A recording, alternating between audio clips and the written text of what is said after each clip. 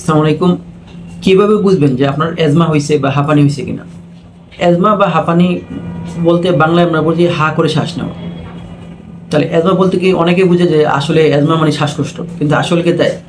ব্যাপারটা তা না। অ্যাজমা হচ্ছে যে আপনার এটা শ্বাস টানের একটা ক্রনিক রোগ।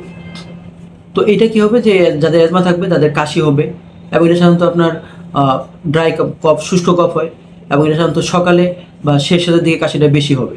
এবং এটা একটু ধুলাবালিতে গেলে বা একটু সিজন চেঞ্জ হলে, একটু বৃষ্টিতে ভিজলে, একটু ঠান্ডা পানি খাইলে, কোথাও বেড়াইতে গেলে বা ধুলাবালি কোনো কাজ করলে তখন এই কাশিটা বেড়ে যাবে। সাথে কি হবে, আপনার কোনো কোনো হঠাৎ হঠাৎ শ্বাসকষ্ট হবে। এটাও সবসময় হবে না, মাঝে মাঝে হবে। এবং এই শ্বাসকষ্টের মধ্যে কখনো কোনো বুকে আপনার চাপ লাগতে পারে, বুক ভারী ভারী লাগতে পারে, শ্বাস নিতে কষ্ট হইতে পারে।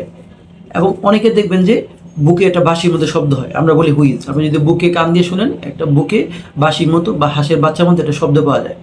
তো এই সমস্যাগুলো যদি একের অধিক, এই চারটা সমস্যার একের অধিক যদি থাকে, সাথে আমরা বলবো যে আপনার কারো যদি অ্যালার্জি সমস্যা থাকে, আমরা যদি ফু দিয়ে টেস্ট করলে যে ওটা যদি পজিটিভ থাকে, রিভার্সিবিলিটি যদি পজিটিভ থাকে, অথবা ট্রিটমেন্ট দেওয়ার পর যদি রোগী ভালো থাকে, অথবা আমরা বলি পিক এক্সপ্লোরেটরি ফলোমিটার একটা আছে, ফু দিয়ে একটা প্যারামিটার দেখি আমরা, এইটা যদি সাপোর্ট করে, এগুলো যদি সাপোর্ট করে, অথবা স্কিন পিক টেস্ট বা বঙ্কিয়াল প্রোভোকেশন টেস্ট, কিছু টেস্ট আছে, তাহলে সিমটম থাকবে সাথে টেস্ট, এই দুটো যদি মিলে তাহলে আমরা বলবো হ্যাঁ আপনার অ্যাজমা আছে।